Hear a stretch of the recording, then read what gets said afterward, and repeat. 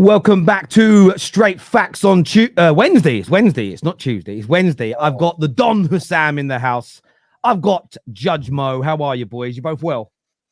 Yes. This is beautiful times right here. My country playing South Korea tomorrow. A big game in the World Cup qualifiers. Just like we beat them in the semi-final. Hopefully we do it again.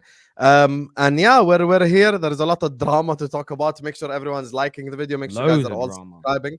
And yeah, let's get the party started, man. Yeah. Alhamdulillah, everything is good. Hit that like button, people, if you're watching this now, and if you're watching this on the replay. Before you go on and enjoy the show, this is going to be a fire show. Hit that like button, people. Let's get to 2,000 likes. Just make sure you are one of the people that hit that like button, because it helps the show. It helps us. Just make sure to like the video before we go on and enjoy the show. Let's go. Let's do it now.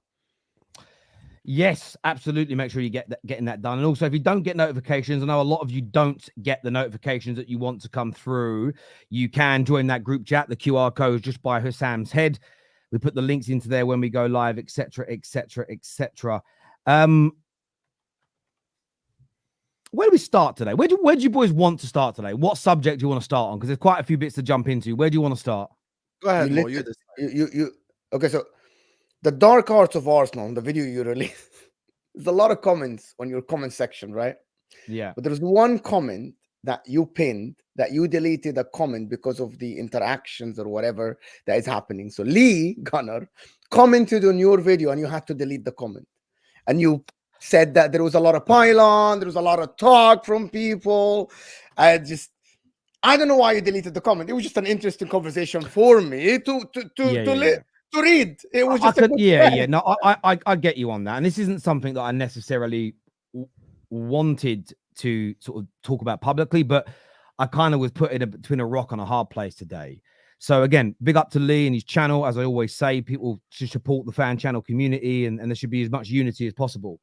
When Lee stopped doing the football terrace, he kind of came to me and said that he didn't like anymore the way I when I used to do fan channel review, he might, kick off about something Odegaard did, and I'd write that, I'd put his face on there angry, and I'd say, I don't know, Lee Gunner hated that Arsenal won. And of course, what Lee and me, I remember the messages quite well. I was like, Lee, but I bigged you up in the video. I didn't slag you off. I bigged you up, told people to watch the full content. It was always very tongue in cheek. And I used to do this throughout our time together on Straight Facts, because I always used to say to him, look, I want to create a little bit of a pantomime beef between us, a friendly beef during the week, to try and attract more people to our shows. I want more people to watch. I want the show to grow. And it worked out on that. And then Lee came to me after he left and said, he basically didn't like it because it creates a pylon. And his view is that not everybody watches the video where I praise him. They might just read the title. And he's sick and tired of the pylon he gets. And as someone who is a friend of mine, I just said, look, I'll just stop interacting with all your content. I won't clip it up anymore and feature it. I won't respond to your tweets. I won't respond to comments, because I don't want to be accountable for the pylon you're getting and the way you're made to feel, because I'm not doing this to cause a problem for you. For me, I said this, we were, because it was past tense, but we're mates, and I'm having some fun with a friend. So I stopped back in like March interacting with him. It's why when he tweets me, I don't respond. I'll privately message him and say, brother, I'm just not going to get involved in case people give you crap. And then today he left a comment on the video, which I had no problem with. I think it was on there for a good 40, 50 minutes. But then people in the comments started getting horrible with him. And that's where I was put between a rock and a hard place, because I have made a promise to a friend that I am not going to engage and as best I can control the situation so there's no pylon or there's no abuse towards him. So as what I didn't want to just do though is delete the comment, and then it's like, well, why are you deleting somebody's comment? So I put a post on there telling everybody to be respectful, for nobody to create a pylon, but kind of explaining why I removed it. So it's not like I'm trying to do it under the cloud of darkness. He's not blocked from the channel. He's still a moderator on the football terrace, if you get what I mean. But I just felt between a bit of a rock and a hard place, if I'm being honest, because I want to maintain my promise to somebody I respect and who's a friend. But the problem I have is when he ats me or when he talks to me publicly, I feel like, well, if I respond, then I'm breaking the promise. And what I don't want, if I'm being honest, is a video appearing in a week and my voice note being played where he says Terry Fleurs has broke his promise to me, because here he is interacting with me or retweeting me or quote tweeting me or featuring me on a video. So Yeah, it's just look, I made a promise to him, and if anyone ever features on the terrace and says, Terry, can you not do that? Can you not at me? Can you not talk to me? Because sometimes people give me abuse because of it. I just stop doing it. I'll stop interacting with you. Nothing I do is to try and create crap for anybody. And even when I clip up Jamie O'Hara, right, I always DM the link to him and say, Jamie, I cooked you today. And he always sends me a message back laughing. It's never serious. It's always meant to be fun. So that's the only reason as to what. I hope that makes sense, boys. But yeah, clarity wise, that's all it was. That's all it was. You're on mute, bro. With myself, I was watching the video and then I'm thinking, yeah, this video is about Arsenal again. What is gonna happen again? But anyway, it is what it is. It was a good video. If you guys haven't watched the video, yeah, look, and as I say, like, Lee calling me a clickbait, I don't mind. Even if Lee was probably saying it all tongue in cheek, the same as look, he does emergency meetings every day. Well, there isn't an emergency every day, but I would, some would call it clickbait. I wouldn't, because it's not that deep to me. I think Lee's probably joking. He calls me flowers. I don't care. It literally doesn't impact my life. But I've got to maintain my promise, right?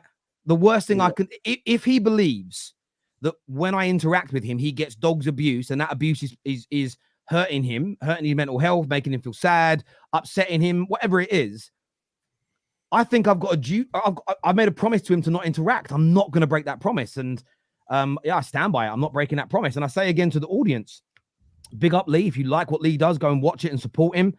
He's a stalwart in the fan channel community. Don't go and give him any abuse. He doesn't deserve that, in my humble opinion. So there we go, and we move on from there. Yeah, listen, it is what it is, to be honest. It's just content for me. Everyone has their own opinion. We all have different opinions sometimes. Me and Husam, many times we fight on MHF and we just say stuff like, oh my God, you're wrong here. Yeah, we don't condone abuse. At the end of the day, listen, no one should be abused, not Terry, not Lee, not anyone. People have differing opinions, and that's okay. And listen, we keep it real. We just state our honest opinions, and that's it at the end of the day. And there's people who disagree. There's people who agree. Chelsea fans think I'm obsessed with their club. City fans think I'm obsessed with their club. Well, you are obsessed. You are obsessed with Chelsea. You are. No, I'm not. No, I'm not. No. That's real clickbait. So I think, okay, since you're talking about obsessed, maybe we can start with Man City then and see what Husam thinks about the Man City kid. Oh. Why are you eating? Why are you eating? I'm doing Saeed. Why are you eating, bro? While on the show, why are you eating? Habibi, I'm eating protein yogurt. Today I had shoulders day. I lifted your weight above my head like this. So stop it, please. Don't eat on the show. The funniest. This is why whenever they say who would win in a fight, I laugh. But anyway, go ahead, Mo. I want to ask you actually about the Man City situation. So they have won their case, or they've won important parts of it. I know that's become a really big debate. In fairness, the tribunal is now asking both the Premier League and City to re-clarify their points. And that almost tells me that both have been a little bit disingenuous with their statements, which is mad. City are threatening more lawsuits. I see Arsenal and City fans online warring over this because Arsenal are one of the clubs that gave evidence against it. It feels like a mess right now, Husam. Listen, first of all, City media claiming this to be a City victory is the most fraudulent thing ever. Because 2 days ago, I'm looking through the news, I'm looking through the information. Every single City journalist and City content creator is talking about Man City won, Premier League 0. And then I actually go look at the report, and City failed in 23 out of the 25 things. Logic dictates if you lost 23 cases out of 25 and won 2 of them, that does not mean that you were successful with your inquiries, if you would like. And listen, when I opened up the PDF file that was shared, it was just like challenge failed, challenge failed, challenge failed, challenge failed, challenge failed. I'm like, how are we spinning this as a City victory just because they won 2 claims out of 25? This just doesn't make any sense to me. And listen, City fans, big up Darmendra. And when it comes to City fans, listen, and Arsenal fans warring. Thing is with City fans is they just don't understand the perspective of the other teams around. They don't.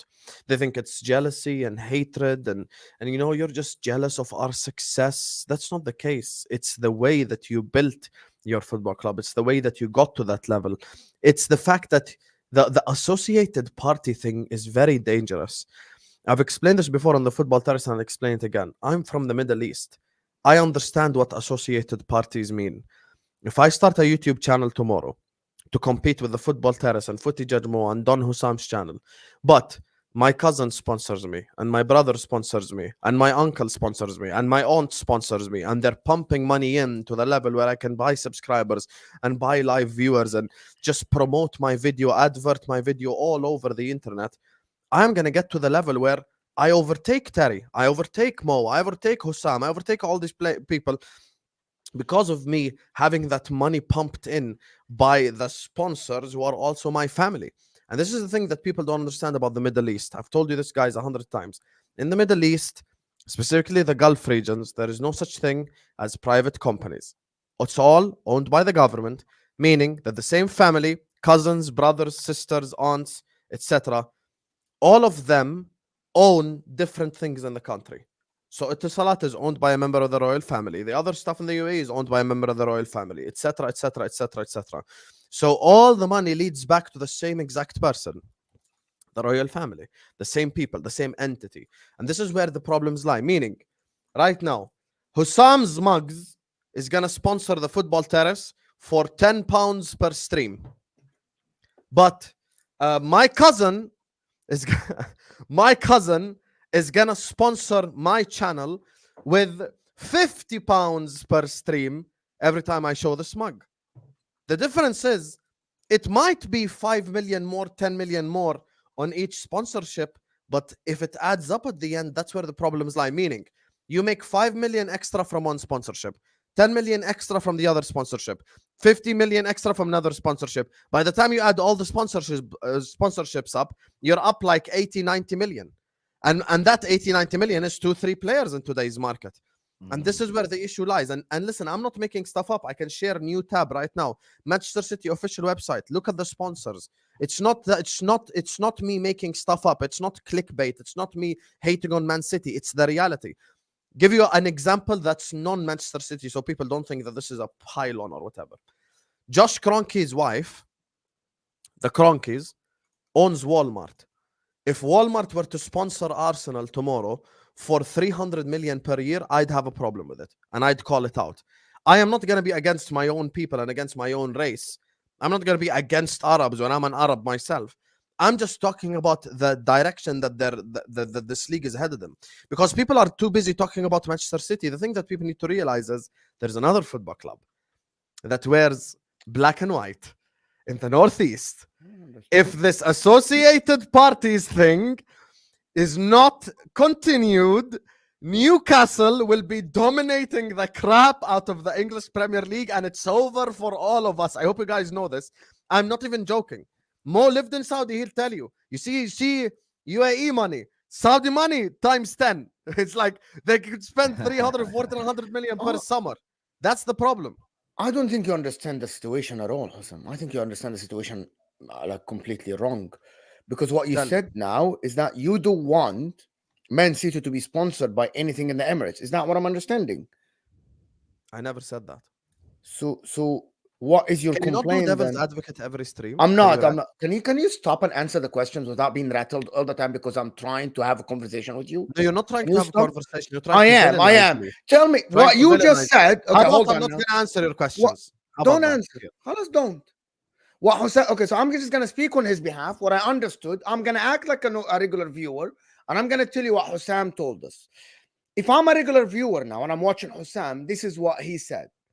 He said, Emirates will sponsor Man City with this amount of money. Saudi Arabia will sponsor them with this amount of money. So what do you want? You don't want them to be sponsored at all by anything related to the Gulf or the Emirates? The thing about it is that this associated transaction thing, I am not, right, with Manchester City getting sponsored £500 million. That is wrong. There has to be a fair market value. And that is from UEFA. The problem comes with when you're only applying the rules to the transactions related to the Gulf, when you're not applying the rules to any other transaction from any other part of the world. That is wrong. Yeah, that is what Man City are fighting. I agree. Do you know what? I agree with that. And do you know what's interesting? I don't like the idea of I'm not even going to say the clubs everyone expects. I don't like the idea of Ineos sponsoring Man United's grass £1 billion a year. I look at that and think I don't see the market value in that personally. Yes.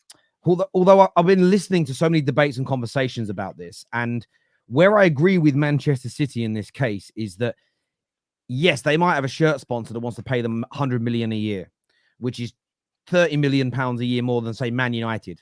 And you can make the argument, which is United have got more fans, they sell more shirts. So how can a club want to give City this? And the argument may be, well, the company that want to sponsor him, yes, there may be an association to the owner, fair enough, but they want to grow over the next 10 years. Man City have a 10-year plan, so in 10 years' time, they've got more fans. This airline, this computer company, this mobile phone network, I don't really care what they are. They have got ideals of being huge, and they want to be on the shirts or the arms or sponsor the stadium of a club they believe is going to be bigger than Man United in 5 years, bigger in 10 years, because they're going to keep winning and keep winning and keep winning. And they offer them that money. And I think that the rule, again, I don't like the ideas of the associated party transaction rule going, because I think City will treat the club. I think City's owners will treat City well. I've got a gut feeling that Newcastle's owners will treat them well. The problem that I have is you will get some owners that will go, yeah, we'll do this big sponsorship deal. You'll get some billionaire somewhere, I don't care where he's from, that goes, I'm going to pump an extra £1 billion into the club. We're going to go and buy Mbappe. We're going to go and buy Haaland. We're going to go and buy Trent from Liverpool and pay them all £1 million a week.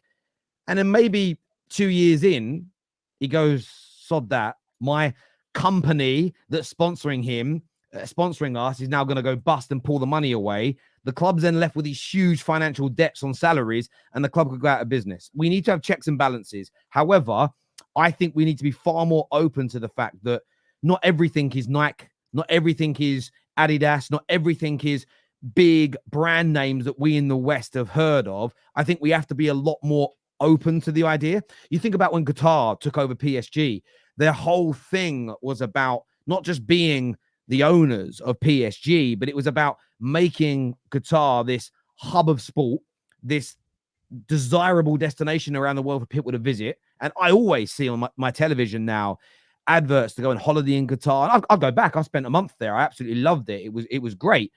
And that's all part of the process. Now, that's a sponsorship deal that goes beyond anything that normal clubs prior to the multi-billionaires coming in I've ever seen before. Because all other sponsorships have always been local, national. Some of them have been international, but they've been about a product growing, a computer company getting bigger, trainer brand or a sneaker brand getting bigger. Some of these sponsors are about countries attracting tens of millions of tourists a year, which financially you could argue is worth so much more money than selling trainers or selling phones, potentially, especially over the long term. So I do think that what's great about this case is it's opened up our eyes to a lot more. And I think with new information, we should change our stance.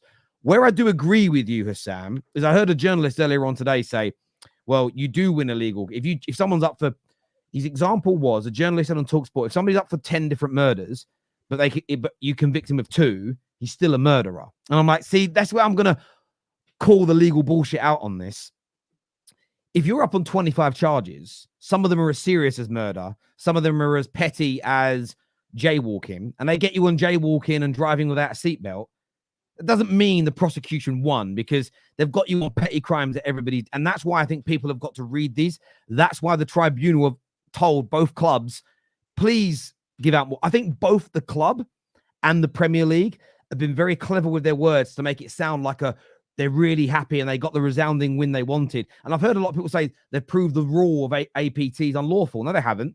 They've proved the elements of the process in that law were unlawful, but the law in itself is going to remain. And I think that football fans deserve the truth in this. So, look, I think it's absolutely right that clubs don't have ridiculous levels of sponsors, but I think we've got to be more broad-minded and more open-minded to the money that's coming in. You can't open up and become a global entity as the Premier League is, but then shut down other parts of the world from entering the clubhouse. And I think there has to be a balance in those things. Yeah, can I just add? I want to add something. Is important. You cannot because who decides what's inflated and what's not? That's the thing. Like, that's the thing that here it matters in this conversation. Because if someone is sponsored for like 200 million extra, 100 million extra. And by the way, you see even these 20, 30 millions that you're talking about, Terry, 20 and 30 million from 5 different companies, that's 150 million. That's a whole transfer window. So like this is where these little things can make a difference eventually, and it adds up. And this is why for me, I've never ever stated, that's why I ignored the initial question. I've never ever stated that I'm not allowing any partnerships from the Middle East, and no one that's your cousin can sponsor you. I've never said that. I'm just talking about how the Premier League can keep this fair, how the Premier League can keep this competitive, and how we can sit up here and actually look at the financial numbers of certain things sponsoring Manchester City compared to other things. Meaning, let's give a very simple example. Let's say Husam Water sponsors Liverpool for 50 million a year.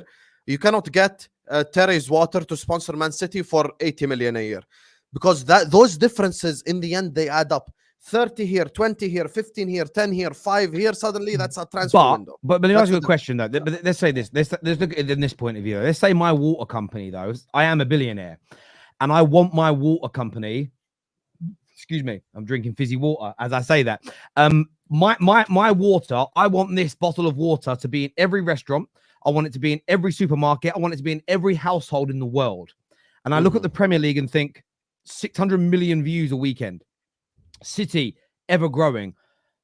Yes, other water brands are paying 5 million, 6 million pounds to go on the arms or on the front of some shirt sponsors. But I think, do you know what I'm going to do? I'm going to take some of my wealth and I'm going to pump 15 million pound a year in. I'm going to break the bank because I am going to sponsor and market my brand to an epic level because I want to take over. There should be room for that to be accepted. Now, it should still be scrutinized because I still think they've got to check that the company is they've got to check the company's real. They've got to check that. But that's 3 times though. No, it doesn't matter. I'm going to get to that point. 3 times the market value of other big clubs. But market value is one thing. If, for instance, they do a deep dive into my water company, I don't have a factory. I don't have a name. They can't detect where my spring is, right? They can't. I don't have any staff. I barely have a website. Then it's maybe a little bit fishy when you're like, well, hang on a minute. You don't even have any of the infrastructure. Why would you start sponsoring the shirts now when you can't even make a bottle of water? Then you would say, go through the process and go, we're rejecting it. But if I can show you that I have the infrastructure to grow, but I just want as a company to have a huge marketing campaign through a Premier League football club, whether it's City, Liverpool, it doesn't matter. I should be able to do it. And I think that's where the scrutiny. Yes, but the huge marketing campaign needs to happen within market value, Terry. Yeah, but meaning you can't be 3 times as many. No, it can. It can because the other water sponsors, they're only prepared to spend 3 million a year. I am prepared to spend more. It's not, it's not about what you're prepared to spend. But that's where I agree that it's wrong. Me as a business, if I want to say I want to start turning around and paying for marketing, if I want to pay for marketing to make the football terrace bigger, say the average YouTube channel only spends £300 a month. Should I not be allowed to spend £1,000 a month because they don't? But you see, the YouTube example is different. The example that we were just talking about now in terms of the water company or whatever it is, the reason why you cannot pay 3 times, it's not about how much you're willing to spend on the marketing. It's not how much Terry's water company wants to spend on marketing this season. It's the impact of how much Terry wants to spend on the football. That's the thing that matters for me. I understand that, but from my point of view, I get where you're coming from. From your point of view, of course, you should spend as much. Yeah, but my view is this: as long as the company is real, has employees, has products, and has a genuine ambition to grow, I think what clubs should be made to do is follow due diligence. When I worked in the banking industry, you couldn't just onboard somebody to your bank, especially wealthy people. You had to go through very strategic, very diligent. It was called know your customer. Due diligence on the customer, and with a lot of them it had to be enhanced. You had to go into real intricate detail down to, okay, your money come from inheritance. You had to go to the source, like, well, where did your father get it from? His father. Where did your father get his father get it from? You had to go right to the source of where the money originated from before the bank would touch it. That is what we need to prove that the sponsors are real. If the sponsors are real, they're real companies, there should be no limit to how much they can sponsor a team. Because you won't ever that's get. where me and you disagree. I think this is wrong. Can we there always should be a limit. Okay, yes, there's always should be a limit. Can we, like, the problem with the conversation we're having now is that the normal people, the regular public, understands that Man City and Newcastle will be allowed and want to sponsor their clubs 10 or 20 times more than Man United and Arsenal. That is not true. That is not what Man City are fighting. Yes, the correct. problem that is the problem is when this case came to this is, I need people to hear this, very, very, very important to actually focus. What we are talking about is actually not that Man City and Newcastle would want to get $1 trillion of sponsorship. They are not allowed. Is that they want everyone treated the same. Can you stop? Crazy. Can you stop? You're literally lagging. I'm trying. I am lagging. Yes. Yeah. You're in 144p. Big up the Red Cartel hacking Mo's internet for being devil's advocate. Big up the Red Cartel. We walk together. Big up Liverpool, Arsenal, Man United, taking down Man City step by step. Am I still lagging? Yeah, refresh, Habibi, refresh. Got hacked by the cartel. Let's go. Let's go.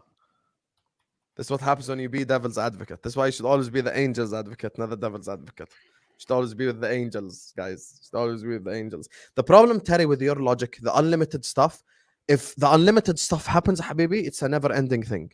That's the thing that you need to understand, Terry. Yeah, no, so I do get that.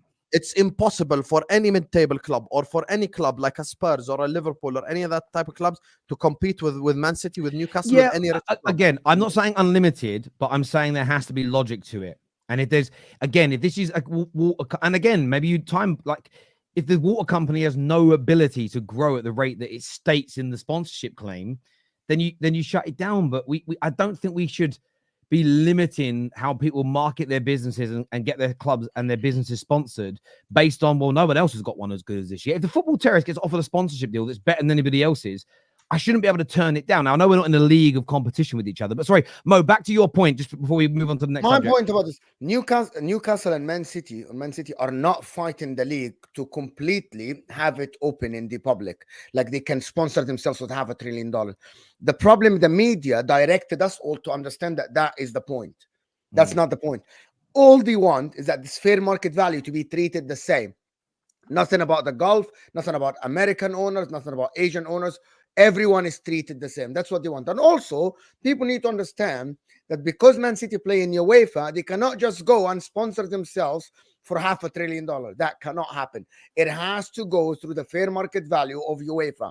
And Newcastle is the same if you want to be under them. So absolutely wrong. What Husam is saying, right, is the right way, but you're putting it in a way that people will understand, Husam, that Man City will go tomorrow Newcastle and sponsor themselves with $1 trillion. That's I get that. And someone actually asked me a question here, Terry. Are you in favor of salary caps? Typically speaking, no. I don't like the American model of sports. I don't like how the worst team gets the best picks in the draft. I don't understand. For me, I do believe in rewarding meritocracy. The reason Man United and Liverpool and Arsenal, you know, have been the biggest, and Madrid are the biggest, and Bayern Munich is because of the success they had when they were the same size as everybody else. Because of the quality they had, the way they were run, the legacies that the Samats of this world created and the Fergies created to create clear blue water between us and everybody else. Everybody can get to where Man United are. They just have to keep growing it. But do it properly. It took us, okay, 130, 40 plus years. If you're a team now that's earning like £1 million a year, you might want to get to 800, 900 million, but it could take you another 100 years. That's what it took us. Like, there shouldn't be we shouldn't be capped for our success so you can catch us up. I don't believe in that as a general rule. What I would like to see is more money kept in football. So I'd like to see less money leave the game and stay within football, but that's a different conversation for another day. How tall is Mo? I'm guessing 5. No, he's not 5'3". He's 5'2". 5'2". 5'2" when his shoes are off. 5'2" when the shoes are off, Habibi. 5'7" when I wear my heels. I love Wednesdays. It's only right to pay to watch Mo and Husam go at it. You know, behind this is the best bromance, Habibi. Yes, best bromance and yoga stretching from Mo when he feels like it. Just taking your statement, stretching it, twisting it, just to rattle you. But khalas, I know his game now. I was a little confused. Oh, I'm lagging now. No, you're not lagging. You're good. I'm not. Sorry, loaded my end. Yeah, there we go. Thomas Tuchel to Manchester United. There's rumor. I want that. Do you know what it is? I understand that we could pile on Man United for another hour. I could, right? I could. But I wanted to ask a footballing question. There's a lot of talk that Thomas Tuchel is the top favourite to come in. How good a manager do you think Tuchel would be if he took over Man United from this point? What are you saying, Mo? Would Tuchel be the right? Than Ten Hag. Yeah. Yes. I'm with this. I actually now believe that Man United process thing is not gonna work. If you get like the Amorims, if you get the Thomas Franks, I think you're gonna fall down that hole. I think Man United at the current moment need a real manager that is not gonna bullshit people. It's just gonna be at the club short-term solution. Thomas Tuchel has always been a short-term solution. It's always going to be a short term. So he's going to come to the club. I think he's going to improve your football. Number one. I think the second thing is going to improve the attitude of the club. Might not be a long term. Do you think Tuchel is actually a good manager? I don't think he's a bad manager at all. Yes. I think he's a good manager. In terms of like the word a good manager, is he the one for a long term? No, Husam. Is it, like, I don't think he's the one for the long term or the short term. Okay, hold on.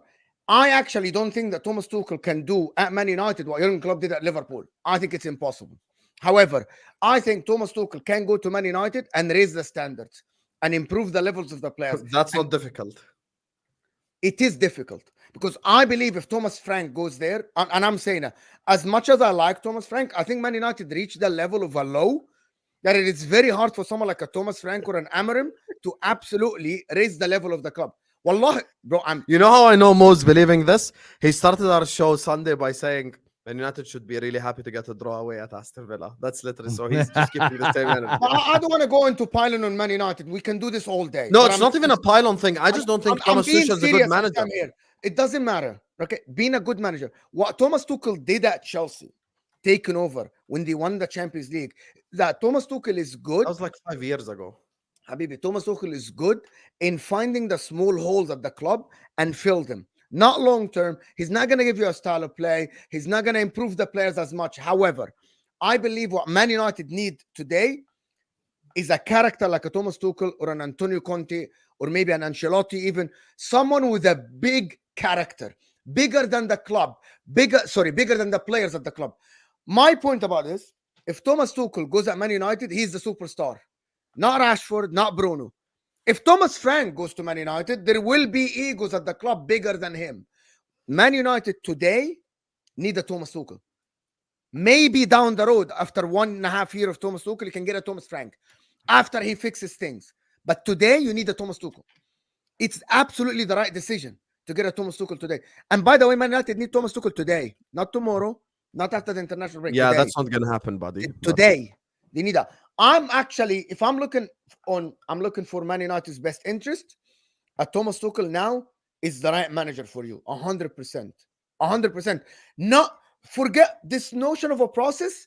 Man United guys aren't in a place to start a process. You have so many players that need someone like Thomas Tuchel to take their hands and improve them mentally, right? And also on the pitch. And Thomas Tuchel is that guy for you. That's my opinion, 100%. And people that hate that say that Thomas Tuchel is not a good manager, we can agree or disagree. But you know that the personality is there for... Yeah, but I'm not going to base my logic based on who's better than Ten Hag. I'm not going to do that. Like, that's just weak, to be honest with you. I think they need someone of the right profile. I don't think Tuchel is a step forward for Man United at all. I actually think Amorim is more of a step forward. Managers like that is more of a step forward.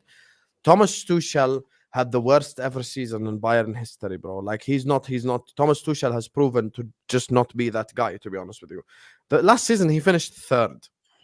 Not even second in the Bundesliga, the Bayern League. He finished third, you know? So I'm looking at Thomas Tuchel, and I just don't think he's good enough. I don't think he takes Man United anywhere, not in the short term, not in the long term. I think his ceiling would be a Carabao Cup or an FA Cup at best. He's going to win one of the two domestic trophies, possibly by playing some shithouse football on the counter-attack or something. But that's genuinely, there is no difference between hiring Tuchel versus hiring Van Gaal at the time, versus hiring Mourinho at the time, versus hiring any of these managers. There's zero difference. Man United, if they want to build their football club in a different direction, they need to head in a different direction. Go get Amorim. Go get someone like... Terry has already said last week in his dreams it's going to happen, but he said his dream manager is Xabi Alonso.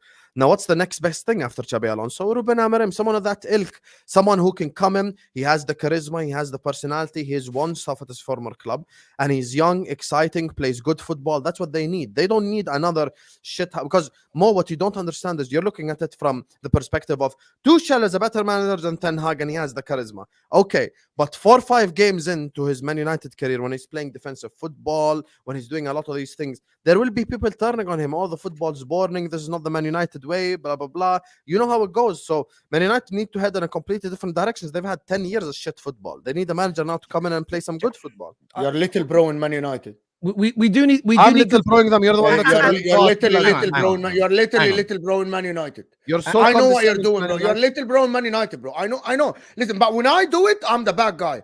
I'm telling you what. I'm little bro in Man I'm United. telling you, you're like Man United have been bad for 10 years. They need a process. Yeah, they need someone get a manager. Get a manager of that ilk, and then build from there and stuff like that. I wouldn't take What I'm Tuchel. saying is that Man United need a manager now to actually raise the standard of the club. Thomas Frank or an Amorim, all these guys. The thing is, hang on, boys. Let me jump in this. Listen, boys, I think both of you made some. I think both of you made some valid points, right? I do. I'm not adverse to Tuchel coming in. I agree with you, Mo. I don't think he'll last 5, 6, 7 years. However, Man United are not like all the other clubs that you've mentioned, Husam. We can't just improve by playing better football. Yes, that will appease some fans, but then there are other fans who want trophies as well.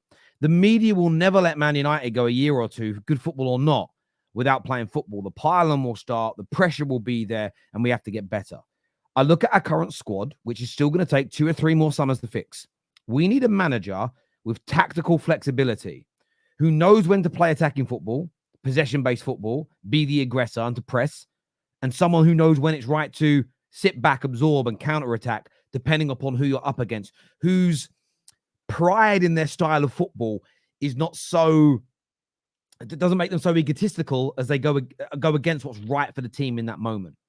So I think we need this mixture. I'm not against Amorim. I think it's a good choice. The thing is, I don't think this is about Amorim's a great choice, Tuchel's a shit choice, or Tuchel's a brilliant choice, Amorim's a crap choice. I don't think there is merit in all of them. But what we need is somebody that is flexible tactically to begin with.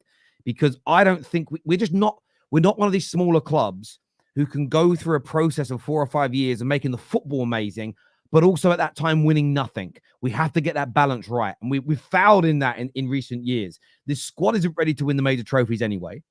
And I think if you bring in someone who purely has one way of playing football that's really expansive, beautiful, entertaining with this current squad, in 18 months' time, they're gone anyway because they'll be because people will. So you need to get that balance right for me. I quite like the idea of Thomas Tuchel. I do. And I do think as well he gets a level of disrespect. And I'll give you an example. This man's win percentage at Borussia Dortmund was around 62%, which is quite high. It was 74% at GSP. And what's really interesting is he ain't the only manager who's won stuff, by the way, at PSG, who is of top level that has been labelled things he was. It's funny now how PSG have completely changed their model. They no longer want the Galacticos and the egos because they've decided this wasn't winning us what we wanted. They've now gone for a completely different approach, which tells you, I don't think, predominantly speaking, it was the managers. At Chelsea, started very well. When did it start to go wrong for him? When the club was being sold and sanctioned underneath him, in reality. Then they sack him. They've admitted since then they shouldn't have sacked him, right? As an example. He then goes to Bayern Munich, and Bayern Munich are a very well-run club. But he was on a hiding to nothing because they sacked Nagelsmann, admitted their mistake, and then sacked the board members that got rid of him. And there was a divide through that club, just like when Moses parted the seas. There was a massive divide, that big. Half the squad angry that Nagelsmann was gone. Half the board angry, and they sacked the other half, essentially, right? The fans all fighting each other. Tuchel was then the stepdad that nobody ever wanted, and they didn't like him. He lost it. Again, if he'd have gone into an environment where he was 100% accepted from day one, is there a possibility, Husam, that his time at Bayern Munich goes differently? No. So you don't think, again, if you don't believe that, then fair enough. But for me... Yeah, I just don't believe that Tuchel is a good manager, honestly. And that's fine. And you can believe that. But from my point of view, this guy has a high win percentage everywhere he goes. He's won the league in Germany, the league in France. He's won cups in Germany. He's won the Champions League whilst being in. We say, wow, he's achieved a lot as a manager. And there are very few other the reason why he won the league, this is all out of context. The reason why he won the league is because Dortmund bottled on the final day at home. Dortmund were much the better team that whole season. And the other season, he finished third, worst season ever in Bayern history, winning the league at PSG. So the only reason, hang on, stop. Laurent Blanc has won the league at PSG. Stop. By your logic, you didn't win the Champions League in 2005. AC Milan bottled it, did they? Or did you win it? No, we won it, but that's a cup competition. No, but they were 3-0 up. They celebrated at half time. They collapsed in the second. They bottled it. I'm giving you the context. There's no. I'm giving you the context of that game. This is the problem when you use those lines of you didn't win it, another team bottled it. We could label that. I could label it against Man United. Fergie didn't complete the treble. Bayern Munich bottled it in the last 2 minutes. You could label that at anybody's achievements, and for me, that's ridiculous. You guys didn't win the Carabao Cup last year. Chelsea bottled it. No, you didn't. You won it. And I think we've got to be very careful when undoing people's achievements. Because if we take that Champions League away from Liverpool, Steven Gerrard's career and legacy looks very fucking different, doesn't it? Because AC Milan bottled it in the final. Let's be very careful when rewriting history. Talking about the whole season. For me, Thomas Tuchel is the German Di Matteo with more chances to manage football clubs. That is it. If I took Roberto Di Matteo and I gave him the PSG job, he would have won the league. If I gave Roberto Di Matteo the Bayern Munich job, he would have won the league as well. That's the reality of the situation. There is no competition in either these clubs. When it comes to Bayern Munich, Felix Magath won the Premier League. Robert Kovac won the Premier League. When it comes to PSG, look at the names of certain managers that have won the league for PSG over the last years. Pochettino, who you don't even like, Terry, won the league over there. So we're talking degree of difficulty. Out of 5 stars, I'd say winning the league in Germany look at the difference between the other places that Poch has managed and Tuchel has managed, and look at the successes they've had. You can't compare the two. Yes, there's crossover and there's similarities there, but look what Tuchel did at Chelsea versus what Poch did at Chelsea. Look what Tuchel would. Look what was happening. Look what was happening with he was in Bayern. He was at Dortmund. Won a trophy there with them as an example. This man has won trophies. Won the league twice. Never won the league. Why don't you mention that? Okay, but you also just said that winning the league with Bayern Munich is easy. So what are you saying now? Klopp won the league with Dortmund. Tuchel took over the Klopp team. But I haven't said. But I have. Hang on. Sorry, Mo. But I haven't. Hang on, Mo. Sorry. But I haven't said that Tuchel is better than Klopp. So that's an irrelevant point. Okay, let's make a stop here. The point I'm no one here is listening. And let's slow it down. Let's slow it down. I'm stating that Tuchel is a better manager and has achieved more in his career than Poch. Are you agreeing or disagreeing? Just so we can get to the end of it. No, I think Poch is a better manager. If I were to start a football club tomorrow, I'd hire Poch. Now, when it comes to this Tuchel debate, when it comes to this Tuchel debate, I don't think Thomas Tuchel is a good manager for any big football club in 2024. If I were Spurs, I wouldn't hire him. If I were United, I wouldn't hire him. I didn't want him at Liverpool. You can ask Tom Little. You can ask the Liverpool fans who watch me. I don't think he is good. He would be good at Chelsea. I don't think he'd be good anywhere. Thomas Tuchel, the moment he lost the league with Bayern Munich, finished third and had that season that he had, for me, the reality, the truth about Thomas Tuchel sank in. I think Thomas Tuchel is a good manager. But is he the type of manager where you're willing to sacrifice everything Man United fans want in terms of style of play and direction and future? Because Man United fans, what have they been saying for the last 10 years?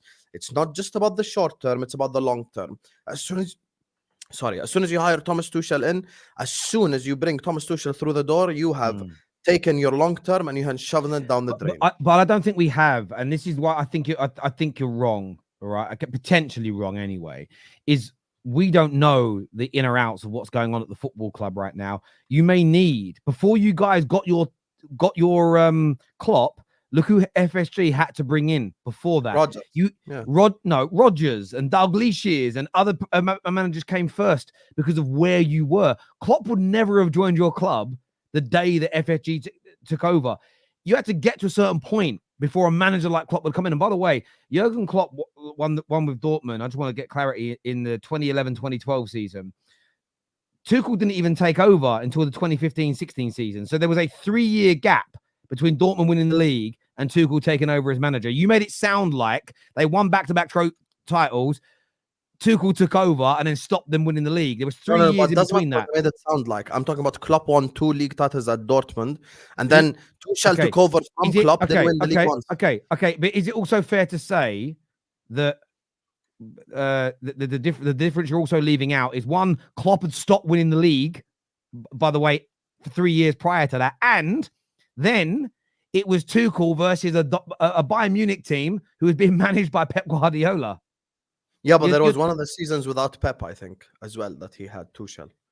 One of them was without Pep. I think he got the last 2 years. No, it can't have been. He was there for 2 seasons. He was there between he was there until the 2017 season. So he was there from 2015. So he did the 2015-16. 2017, Pep was at City.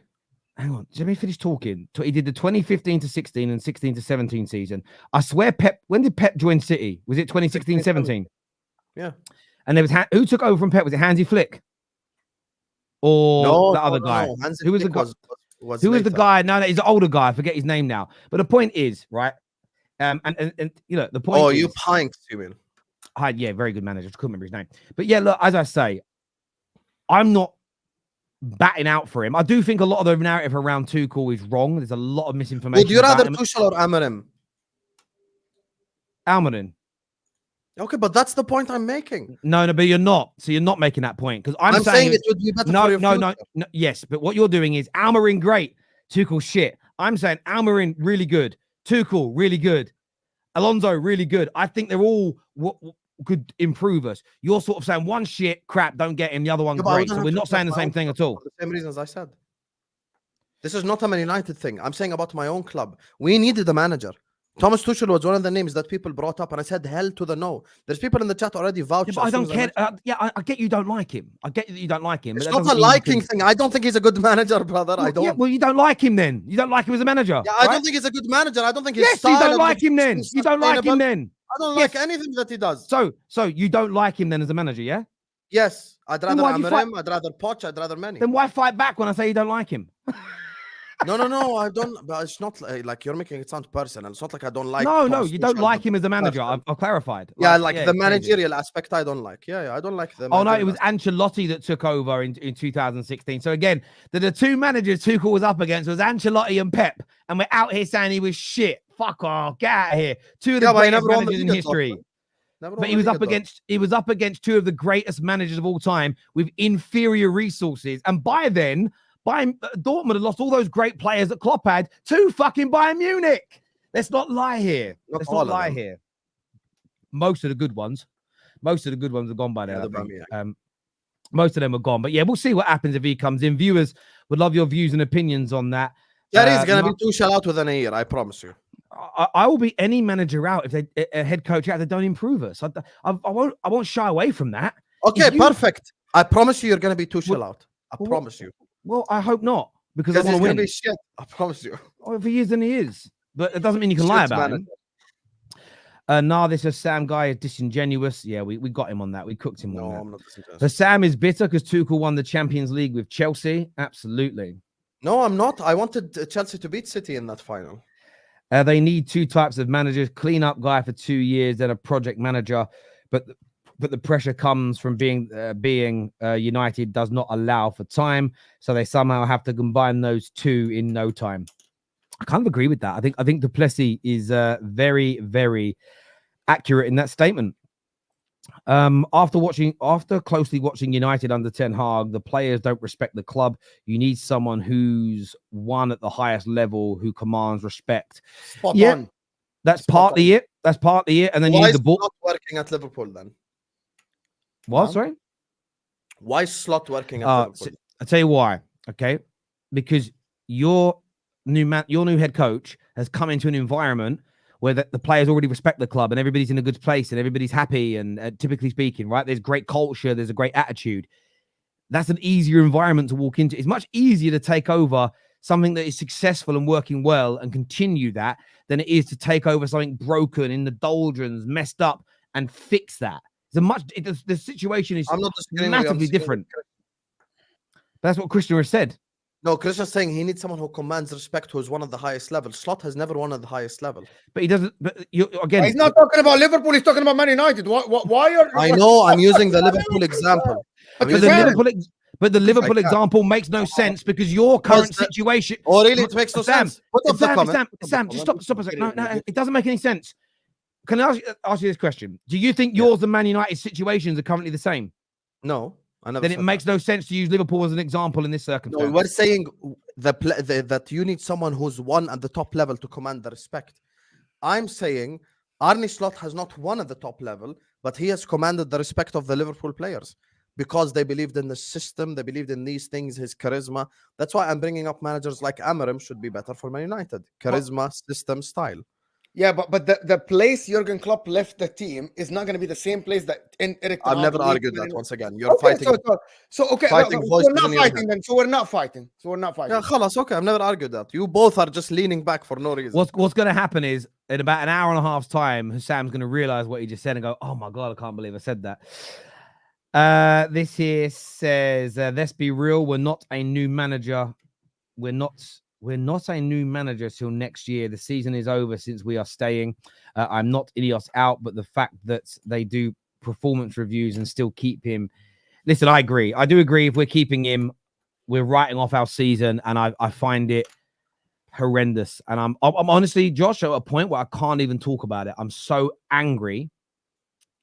I can't talk about it anymore. Genuinely, I'm so frustrated. I don't get it. And I'm trying to keep my counsel and keep my powder dry, but I'm struggling. I'm really struggling. Sam compared Palmer to Jordan Ibe. No, you didn't. No, you didn't. 3 seconds later, I said I'm joking. Stop it, Charlie. Oh, you nearly gave me a Connery, mate. Oh, my word. That was a joke. Calm down, guys. You spent £2 for a joke? That's mad. Oh, that actually nearly threw me. TT broke PSG and Borussia and Bayern Munich's dominance as their manager. No, is what Harold says here. Yep, Harold. Hussam is bitter. You read that already done that super chat. Sorry. I wish Ineos could do a Houdini and bring Klopp in. Well, that brings us on to Klopp quite nicely, actually. Because Jurgen Klopp is getting a lot of stick today from Dortmund fans who says that he had ruined his Dortmund legacy because he has joined RB Leipzig. There are even some Liverpool fans that are calling him out because for years, Jurgen, just like he used to moan about people spending loads of money and then he spend money, he basically attacked and slandered and slagged off the multi-club model. Now he is head of soccer at RB Leipzig. Do you think this is highly hypocritical of Jurgen Klopp to join a club whose model he's attacked, who are also huge rivals of clubs that he's a legend at? Do you think this is hugely hypocritical and disrespectful from Jurgen Klopp? No, it's not hypocritical or disrespectful of Jurgen Klopp. He's not the manager of these football clubs. He's the sporting director. So he's in a role where he's upstairs, which is completely different to the roles that are, more in charge of the players and stuff. He said he's not going to be the manager of any of the clubs, and he isn't the manager of any of the clubs. He said he's not going to be a manager anymore, and he's sticking to his word. Also, Red Bull Leipzig is not a rival of Dortmund. Dortmund's rivals are Schalke and Bayern Munich. If he were the sporting director, hang on. Let me stop you a second. But that's not what you can't speak for Dortmund fans. Dortmund fans are fuming. Everybody in Germany is a rival of RB Leipzig because their model goes against the German model, and they are disgusted with it. I know he's not the manager, but he's in a role that is trying to improve a club that competes against a place he's a legend at. How is that not disrespectful? Listen, I hear where you're coming from, but if he becomes the Man United sporting director, you telling me that isn't disrespectful to Liverpool? Man United are Liverpool's rivals. That's different.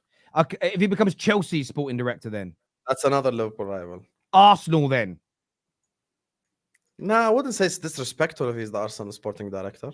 Why would I say that? Well, I'm just asking. Now they're going to say that he's working for Arsenal. No, we're just not rivals. Listen, Jurgen Klopp obviously said he's not going to go into management, and he isn't going into management, to be honest with you, not in the Premier League, not anywhere else. Sporting director, I don't think is a role in which, people get praised or criticized per se to that level anyway. It's all the scrutiny comes down to the manager.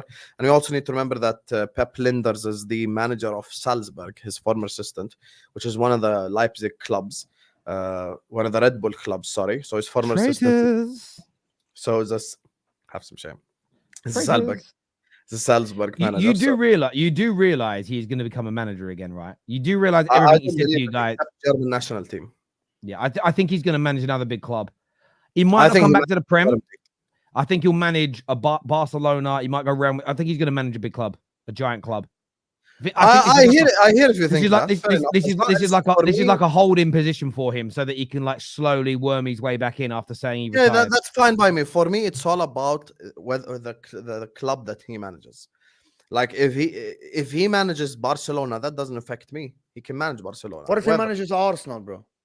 No, but he's not gonna manage Arsenal. What if Pep stays, right? Arteta leaves because he doesn't win the league, and they get Jurgen Klopp to win them the league. Yeah, but that's not gonna happen. Why? Because I believe I hold the man. You know, Jose Mourinho said I will never manage in Italy again, and he managed Roma. He said I will never manage in England. No, he actually said I will manage in England if Man United job is open. But he went to top as well. But he went to Spurs as well. You know what I mean, Husam? You're too emotional about. Jose already gave you the answer. It's because Chelsea sacked him. We never sacked Klopp. He left on his own terms. You're really taking this into like heart, like, oh my god, he will not taking manage. it into heart. I'm just taking the man for what he said. So you believe everything he said? Yeah, he said he's not going to manage a Premier League club. I have no reason to call him a liar until he proves me. No, I hear you on that. I want to ask another question about Klopp because it came up on TalkSport today. Mo, has Jurgen Klopp been overhyped in English football? And do you think that he underachieved as a manager? No, he didn't. He actually, like Liverpool were crap before him. Liverpool were not like at that, bro. Like when football, yes, didn't start in '92, but Liverpool has stayed 30 years. Yes, they were near the top, of course. All these years, they were always in the semifinals of the Champions League. But Liverpool haven't won before Jurgen Klopp a lot. They won the Champions League in 2005. They reached 2007. But before him, they were garbage. Like basically, the fan base started to shrink. Nobody's watching them. Nobody cares about Liverpool, which happens to a lot of clubs. And he came in, changed the culture of the club up and like from everywhere, literally took them back to the top. The fact that he lost leagues, that doesn't change anything about him. Like he actually, I think he actually achieved. He literally won the Champions League, the Premier League. By the way, he improved a lot of players. He made Salah world class. He made Mane world class. He made Van Dijk. He made all these players. I don't think he underachieved. I think a lot of people like to undermine what Klopp has done at Liverpool because they are looking at the period where he managed. If you just look before he managed, you will understand how good of an achievement he did. And Jurgen Klopp did not sign superstars. He made superstars as well. Like he signed some players that were good. Like Alisson was very good at Roma, Champions League semi-final before that. But I think people just hate Jurgen Klopp. I think he's not an elite manager like Pep Guardiola, Alex Ferguson, basically. But I think he overachieved because I'm just going to tell you something, Terry, to be honest. He made Liverpool relevant again in the world. He made them relevant, and everyone knows that. Liverpool fans know that. They were irrelevant. They reached a point where people don't take Liverpool seriously in the league, in the Champions League. He made them relevant. Yeah, where I feel a bit, I know what Husam's answer is already, but I'm going to say this about Jurgen Klopp. The only stat I read of his today where I was a little bit like, oh, that's not a great achievement, or maybe it's a bit underwhelming, but then you have to look at others. I looked at his career from 2012 until 2024. He reached 14 finals and won 7 of them. So he had like a 50% ratio. When you look at the major finals, so FA Cup, Pokals, Champions Leagues, and the 3 major ones and Europa League finals, I think he got to 10 and only won 3 of them. So you could look at his final record and maybe scrutinize that. What do you mean? Champions League, 2 Carabao Cups, FA Cup. No, I didn't. I said major trophies. I'm talking about in his, including Dortmund career here. He got the 10, only won 3 of them. So he won 1 Pokal with Dortmund, but lost 2 finals. He won 1 FA Cup with you, and he won a Champions League final with you. He lost the Europa League final with you. All the other major finals he got into, he lost. Aside from that, I think that Jurgen Klopp has had a bit of an Andy Murray, is what I would call. Do you boys know who Andy Murray is? Yeah. The tennis player. The guy that was at some point the best player, But because there was Federer and Nadal, he just couldn't win. He was world number one for about 18 months, and he won three Grand Slams, and he was an exceedingly good player. He was just a level below the three GOATs of the sport. But he just, if he was 10 years younger or 10 years older, it's likely, not provable, but likely, he'd have won anywhere between 3 to 5 to 10 more Grand Slams. He was that good compared to it was nearly always one of those guys that knocked him out as well. Rarely anybody else, which is unfortunate. I just think Jurgen Klopp, when he came to the Premier League, a bit like Wenger, when it came to Fergie, you were just up against one of the, I put him into a world-class category, Jurgen Klopp, because he's won back-to-back league titles in his career and he's won a Champions League. He's a great at this sport. But he's not in that next category up of like the God level managers, the Peps, the Ancelottis, the Fergies. I think he's one stage below them. Paisley's. But Paisley's in there, of course. He is Shankly, Busby, and a few others. He's just in that level below. But he also just if Klopp came in, if the majority of his 9 years was between the summer of 2013 and 22. I think he'd have won 2 or 3 more league titles with Liverpool, as an example. If Pep leaves tomorrow and then a younger version of Jurgen Klopp turns up and does a decade, he actually might win 4 or 5 of the Premier Leagues and have that level of dynasty. So I saw the question on TalkSport and I wanted to bring it up today. I thought it was really disingenuous of Simon Jordan, if I'm being honest, because they had a big debate on there around what success looks like. And of course, success to Liverpool is, in the end, in the cold, hard light of day, is trophies. But when it comes to your success, you have to also look, especially when you're a winner in that environment, who you were competing against as well. You know, as you say, if you imagine being an Olympic 100-meter sprinter and you picked up some golds in relay, loads of silvers and bronze, but literally you're the same age as Usain Bolt and that's who you were up against. Are you really a loser? Even though, like, some of the guys who are the second and third fastest ever in the world didn't get gold medals because Usain Bolt was beating them, right? But if they were a bit older or a bit younger, they'd be winning all the golds. So I think sometimes you have to contextualize your success. And as a United fan, I don't like saying this, but I will. The idea that Jurgen Klopp underachieved, I don't think he did. I think he achieved everything he could for a manager of his level going up against just a better version. With that ownership as well. Of Pep Guardiola. There's nothing more I think he could have done to have got more trophies away from Pep Guardiola. It was just the arguments for Pep and Klopp are in reverse. The argument for Pep is, I wish he goes to manage like an AC Milan or a club like that. Not a club that's like, let's say Pep goes to Italy tomorrow. Everyone here knows the club he's managing, Juventus, managing the richest club in the country. If he goes to France tomorrow, he's going to manage PSG. The problem that Klopp has is he's managed Mainz, Dortmund, and Liverpool. He's never really managed the giant. He's never really managed like a Barcelona, Real Madrid, a club like Bayern Munich. Maybe if he managed Bayern Munich in Germany, he'd have 6 league titles in a row. But we would have never known that because we never saw that experience. We never experienced that. We don't know what he's like. But this is where, even with the Tuchel argument that we had earlier on, degree of difficulty of achievement should always be taken into perspective. Always should be taken into perspective. No one is saying, the Klopp one. The means more thing was true, given what Mo even explained himself. Before Klopp walked into Liverpool, had you told me, yo, Husam, within 5 years, you're going to win a Champions League and you're going to win a Premier League, I would have laughed straight in your face. I would have looked at you in your face and laughed. Us winning the Champions League, us winning the Premier League, I would have laughed. But we did both. He broke records doing so, etc. He came up, obviously, in the Champions League final against Ancelotti and Real Madrid twice, which is why he lost them. We got robbed against Manchester City once in the Premier League with a Rodri handball. Let's not even go there. But other than that, look, the logic for me is the following. If Jurgen Klopp became available tomorrow, literally, he comes out, press conference, any football club in the whole world can have me, I'm available.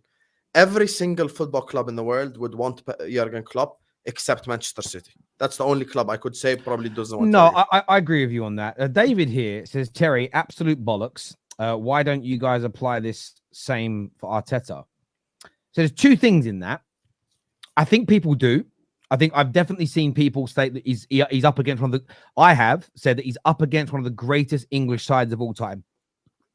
It's not like he's up against all those teams that won the Premier League from 2014 until 2018, where there were some good teams, but I wouldn't say any of those teams are ever going to be remembered as like English footballing greats. So it's not like Arteta's in that period. However, Jurgen Klopp, the reason why Jurgen Klopp's getting a little bit more grace is because he did win the Premier League. He did win the Champions League. He won multiple domestic trophies. So far, Arteta has won an FA Cup, which is amazing. But he's got to start adding some of those other big trophies to it as well. So if Arteta wins the Prem this year, and then the Champions League the year after, and then the League Cup, and then decides to leave, some may say, oh, you know what, it's been, 8-9 years. He should have got more trophies. But if he's been up against Pep Guardiola in that time, and it was his first job where he was learning, I still think that is very good success. But if he never wins the league, I still think it will be looked at as a very good manager. If say he stays another 3 or 4 years at Arsenal, rightly or wrongly, let's not have that debate now, and he comes second and third, and he's like a hair's breadth away each time from winning, I still think there is validity in saying that he's still a very good manager. He could go on elsewhere and win major trophies. He just may not be good enough to be able to beat Pep Guardiola to a trophy. So I think people do apply that logic. What I personally do. However, you can't compare Klopp and Arteta's legacies because Klopp has won multiple league titles, Champions Leagues, domestic trophies, World Club Championships, and he's done it competing against some very, very good managers. And look, I think Arteta has got the ability to get over the line and start winning those major trophies. But until he's done it, you can't put him in the same ballpark as somebody, because I think that's disrespectful to the legacy that these managers ask a genuine created question for themselves. Go on. What if Klopp tomorrow becomes Germany manager and he wins the World Cup and 2 Euros? Then what? Compared to who? Like, I mean, with all these like elite of the elites we're talking about, if he becomes a World Cup winning manager, then you could put him in there, but then if you look because the World Cup would usurp a lot of the achievements. No, it would. I mean, it would be an interesting debate because most of the managers that have won all the World Cups and the Euros, how many of them have got amazing domestic and sort of club level CVs? None. Not a lot. So that's why, again, it's hard. Go and do it, and then we'll have a conversation. But that would be very unique to Jurgen Klopp. It's like with Ancelotti. Ancelotti has never defended a league title, which I think is a smudge on his CV compared to the other. We're talking about separating the elite from the elite. However, the volume of Champions Leagues is more than an equalizer. So for Klopp, it may be, remember, he's got 3 league titles. That's still quite a lot. You actually start looking at how many managers have more than 3 league titles.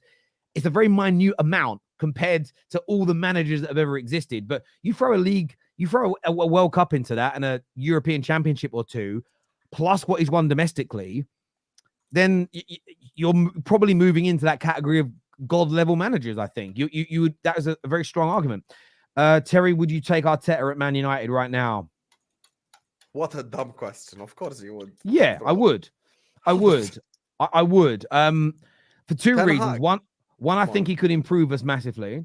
2, it might damage Arsenal, which, although, but you're an Arsenal fan. No, I don't want them to be good. They just are, and I've got to say the truth as I see it. Klopp is our modern day Shankly. People forget for years we were in the gutter. Yeah, it could be crazy if Slot repeats history and then goes on to win more than... If Slot is the Paisley. Possibly. Yeah, Slot does the sort of Paisley hopefully thing. I mean, that would be the best time ever in my life. While being a content creator, let's go. I'm gonna shit on everyone. This could also do something for Klopp. If Klopp went to a club like AC Milan and made them for 4 or 5 years the most dominant team in Serie A again, maybe made them the first Italian team to win the Champions League since Inter. That, because again, Klopp, like one thing I would say, Simon Jordan did say this earlier when he was talking about modern day managers, is that how many of the current GOATs that we call them, the modern day GOATs, how many could take over a team like Nottingham Forest in the Championship, get them promoted, make them win the league, and then win back-to-back Champions Leagues with them? We know Fergie has done something similar with Aberdeen as an example. Now, I wouldn't quite compare AC Milan to Forest, but taking over a fallen giant who has been in the doldrums for a long time, rebirthing them, I mean, again, that's the type of achievement that creates a legacy, an even deeper legacy anyway. Arsenal, I wanted to ask you boys, there's a lot of reports going around about Benjamin Sesko and that maybe January, maybe in the summer, they're going to start working towards him. What do you make of this? What do you guys think around Arsenal? Do you think that this need of a prolific, out-and-out number 9, not that Sesko is prolific just yet, I don't think he's actually reached that destination yet. What do you guys make of the Sesko links, There's talk that it's on and it might advance. Do you think this is where they should be focusing their money, or should Arsenal be looking somewhere else to improve their team? Is Sesko even better than Kai Havertz? What are we talking about? What is this notion? Is Sesko even better than Kai Havertz? Can you stop using the word notion in the wrong place, please? I will. Anyway, don't worry about it. Did he use the wrong place? He said, "What's this notion?" No, that's the first. That's how he doesn't know. He doesn't know. He lives in Jordan. He doesn't know. I'm not saying that because I'll get cancelled. But I'm just doesn't know. Oh, it's okay. It's okay. You bro. You were taught in Malaysia. You absolutely your degrees in English. Your degrees in English. So you see that notion. Just Google notion. Anyway, long story short, this notion that Sesko is better than Havertz is not true. That's actually a notion. Well done. It's actually not true. Like Havertz is improving. Is he the right guy? If Arsenal are gonna go, they need to go for someone that is better than Sesko. My opinion. Someone who is better than Havertz. You mean? Yeah, better than okay, better than Sesko. Like someone that is improvement on Kai Havertz. That's my point. Yes, we're speaking saying the same thing. Havertz is like, as much as I don't like Havertz, he has been improving and scoring goals lately. He's been clutch in PSG, scored a brilliant goal in the last game. So I don't think Sesko is the answer. Another project. Arsenal need an Isak type forward, a Eucharist type forward. Havertz is on the road to get 20 this season, by the way. Yeah, a Thuram maybe from like someone is that elk. Someone like Lautaro Martinez. Maybe I don't like Lautaro, but that's a different story. But that is my point. Like Sesko is not that guy. Another project player that might work, might fail. I actually think that they need someone. This Sesko thing. Oh, we need Sesko. No, bro, just stop being obsessed, bro. Just stop being obsessed. Go get Eucharist. Spend the money to beat Manchester City. This is your chance. But can I ask you a genuine question? Yes. But because people keep talking about Arsenal and striker. Why is it always about the striker? Why? Why can't we say? The truth? I think now, if given the option, I'm in charge of Arsenal. I'm signing a goal-scoring winger over a striker 100%. Do you know why people talk about the striker? And that is what Arsenal fans need to be honest. Arsenal don't have the personality up top. Do you know what I mean by personality? You guys know what I'm talking about. I get the Wayne Rooney personality, the one that is like it is. And I keep saying this because there's a coach when I was a young kid playing football. They told me this. They told me that some players they put this statement out. It is my game and you're playing in it. Wayne Rooney was this kind of guy. You know what I mean? This front line, this is mine, and you're adapting to me. That is what Arsenal need. They need that guy. Like you're not that guy. That is the problem. Arsenal need that big personality. If offered Osimhen or Kvaratskhelia, who would you sign for Arsenal? For Arsenal now, because Kai Havertz is playing well, Kvaratskhelia would be. Yeah, but that's my point. They need a winger who can score 15. Yeah, but I think I don't think it matters if it's an outside. To Mo's point, I don't think it matters whether it's a winger, an inside forward, or a striker. I get what you mean by personality. Someone that brings, and I know Arsenal fans hate this phrase. Some hate this phrase at the minute, but somebody that brings a bit of an aura with them, somebody that brings a bit of an attitude with them. Yeah, someone that brings. Do you know what's funny about Kai Havertz? I heard him talk in an interview the other day. I only listened to like 3 seconds of it and skipped. I realized I'd never heard his voice before. I didn't even know what he sounds like, and that's not a dig at him, but he's quite. He comes across like quite an introverted. Don't say Rafael Leao, but no, they need a bit of a character. Maybe someone that just gives you a feeling. I do get the point where they need another forward. I do, and this is an area where I don't think they're wrong. It's why I think they're an excellent team. I think they're dangerous from my perspective as a United fan. I still stay by that. And scary. Where I do worry, and it's going to be interesting to see whether I can be proved wrong this year, is in that Champions League knockout game.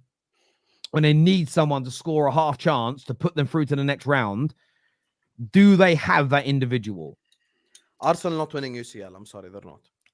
Well, but if they had that individual that was scoring those half chances in games that are close, could they? Yeah, but because UCL, you need moments to win, bro. That's the difference. That's what I'm talking about. Moments. Yeah, that's what I'm saying. But even then, that's what I'm saying. Like, if I'm in Arsenal's place now. Havertz is doing really well from January last year until this moment right now. I'd go sign a winger who can get 15 goals.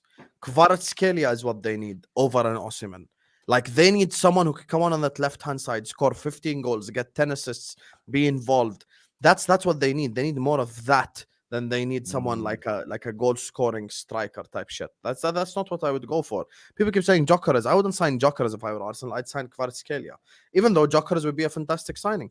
But Kvaratskhelia will be playing on the left, Saka on the right, down the middle, Havertz. That would be an actual very good, scary front three right there, with the moments player in Kvaratskhelia, the creativity coming from Saka, the goals coming from Saka, and on down the middle you've got Havertz. I think that's a good enough team, to be honest with you. That's what I'm saying. So Kvaratskhelia is a personality, bro, in the pitch. He's just like, give me the ball. I'm literally doing Kvara. Yeah. He's like, I agree with you. That's why it's combining both. Yeah, you watch that guy, bro, and then you're like, this is what Arsenal. Do you know what the problem with Arsenal? And there is not a dig at Arsenal, but I am so convinced that auras make a difference on the pitch. It's like, give me the ball. I'm doing something today. Now, I remember, and that is why Man United probably are hated. Cristiano Ronaldo, in the 3 years that he was amazing at Man United, used to drop to behind, before halfway line, take the ball from the fullback and say, we are doing something now. And he used to dribble 3-4 guys and make something happen. Arsenal don't have that guy. The guy like does the Isak. You know that Isak, when he scored the goal that they scored against Everton, when he's like, I'm taking the ball and I'm dribbling everyone. You cannot take the ball from me, and we're doing something. Salah, Mane used to be that guy. Arsenal don't have that guy. Can I ask you a question though? Can I ask you a question on that though?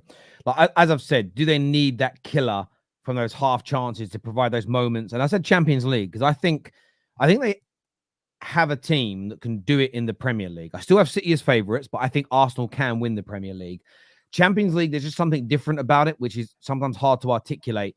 But because it's one-off games, sometimes you just need someone that scores that half chance, that chance from the edge of the box that you don't think they're going to, and they bury it into that top corner. That's a question. But when it comes to characters, the aura, as you're putting it, if Arsenal keep doing, because the last few weeks, I feel like they've shown that. They've had a few setbacks and they've got through it. City game, go a goal down, leading, get a man sent off, don't lose. They're doing things that demonstrate great mentality. You know, what was mad this weekend is I thought all three of the best teams in England, Liverpool, City, Arsenal, in no particular order for the haters, I thought you all had what I call champion wins, where you deserved it on overall play at times, but you got lucky at certain times, but you still got the job done. And all the best teams have always done that. But the question is, say Arsenal keep doing what they're doing in the last 2 years and become a little bit more consistent, and they win the Premier League. Will that change how we look at Bukayo Saka? Will it change how we think about it? In the last 4 games, Kai Havertz scores 3 winning goals. As an example, Saka scores 2 winning goals in the last 10 games. Martinelli or whoever playing there is doing brilliantly. Will we then look at those players as those cold-hearted killers because that mentality is then stepped into trophy? That mentality is then helped to generate the trophies.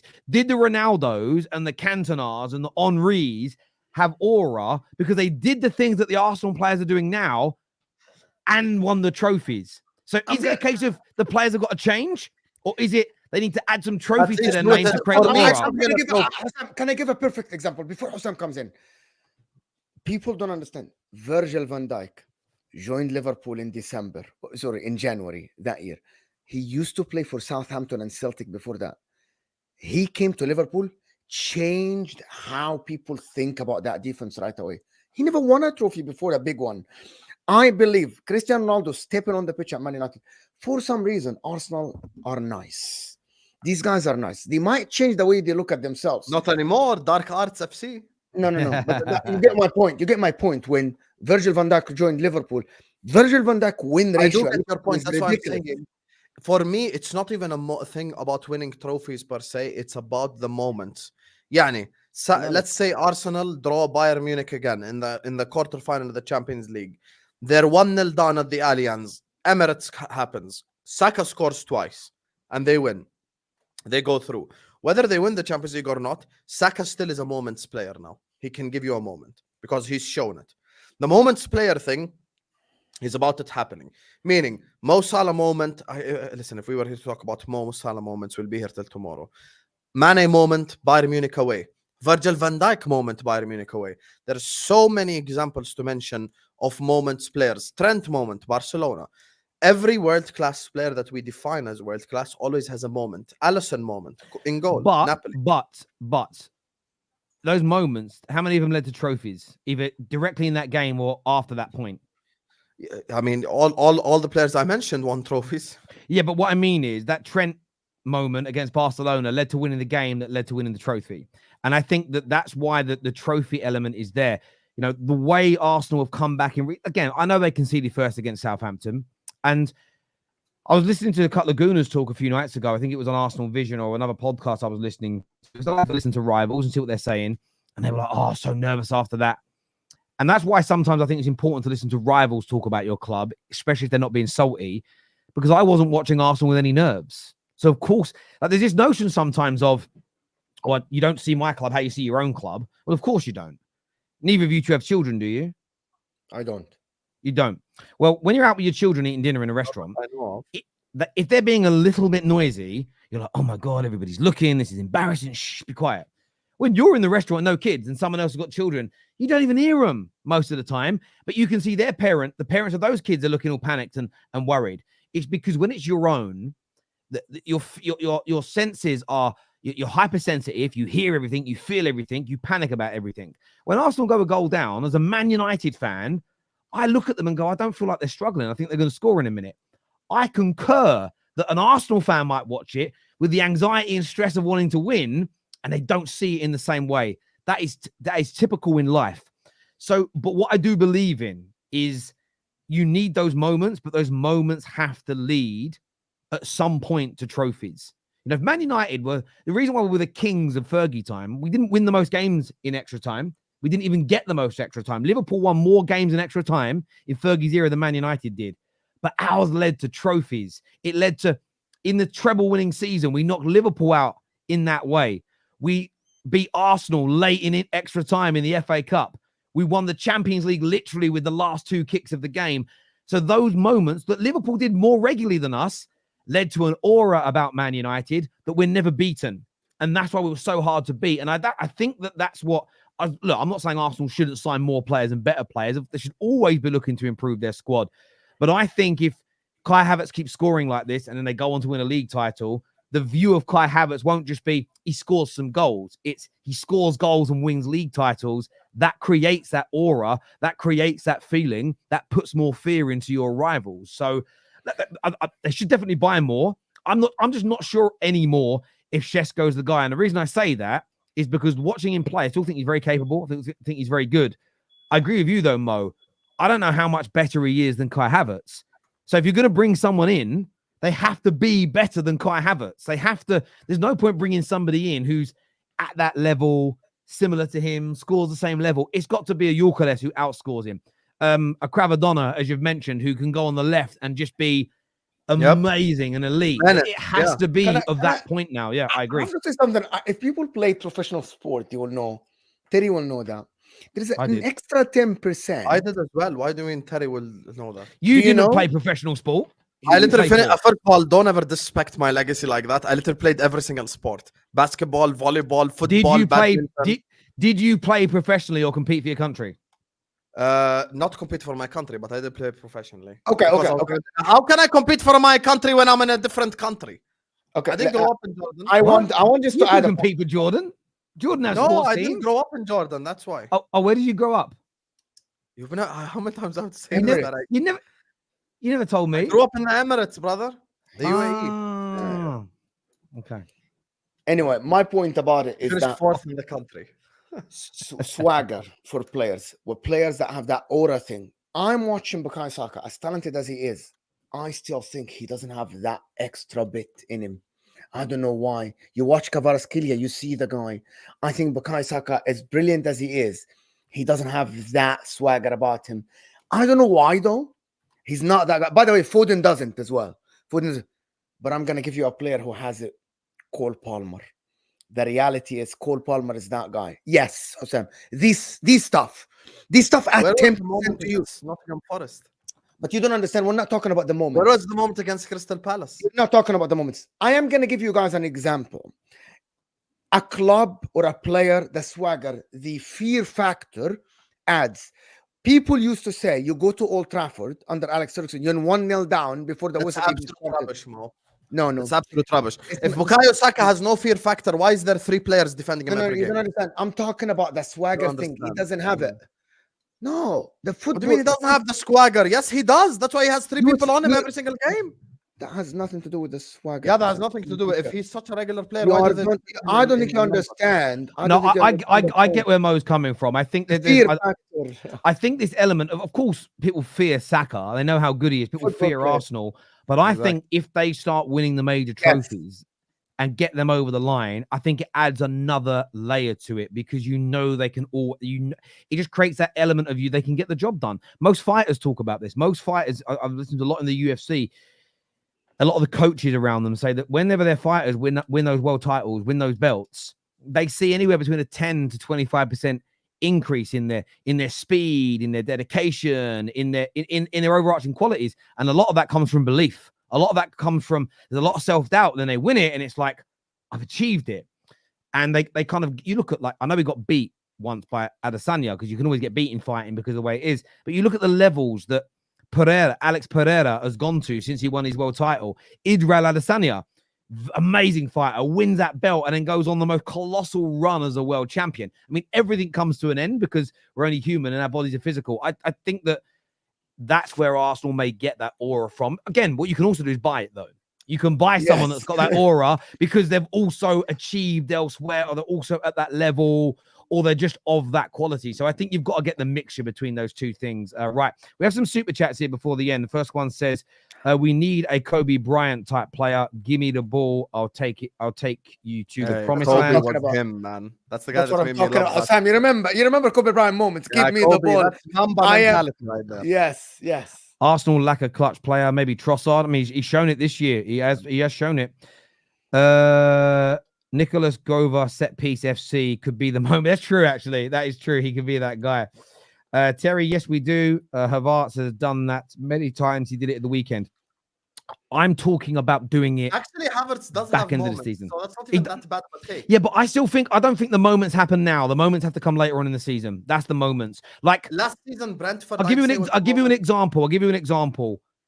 Ahmad's goal against Liverpool to knock you out of the FA Cup. That's a moment because that then led to us winning the FA Cup as an example. So I think that's what I would class that as. Mikel Arteta wins a treble this year. Is he better than Klopp? No, yes, 100%. He'll have a better legacy in England than Klopp. Doing a treble, no, yes, 100%. Well, because he'd have almost the same amount of trophies, but he'd done it as a treble, which is a better achievement. So yes, I'd go with that. But there's no Carabao Cups, there's no Club World Cups, there's no Super Cups. You need to get all of that. If he wins the treble, he will play in the Club World Cup. Did you see the Arsenal protocol? Sorry, guys, let me just finish these guys. Did you guys see the Arsenal protocol with the McGregor story? Yeah, I don't know why Arsenal were crying about that. It's kind of weird. Sam has reached a new Liverpool level of waffle today. Yeah, he has. I see SW6 and I get it. So don't worry about it. Husam, the premise is players at Liverpool respect Paul, but at United they don't, at least for now. We've not heard any leaks from Liverpool, but there's new leaks about United every week. This is true. Sam will get it in an hour. Fair enough. Man United must get Emery or Nagelsmann. I don't think we can get either. Not Emery. I don't think we can get either right now. Yeah, I don't think Emery or Nagelsmann would do good. Not Emery, though. Dear refs in the Premier League, we know that you stand for justice. Please note that Man City has shamed your organization who pays your salaries from all football fans. Are you asking the referees to cheat? Don't ask the referees to cheat. Win properly. The reason why the media are saying City technically won is because City can now claim damages from the Premier League for their losses. Yes. No, and I understand that, and I don't think that's wrong.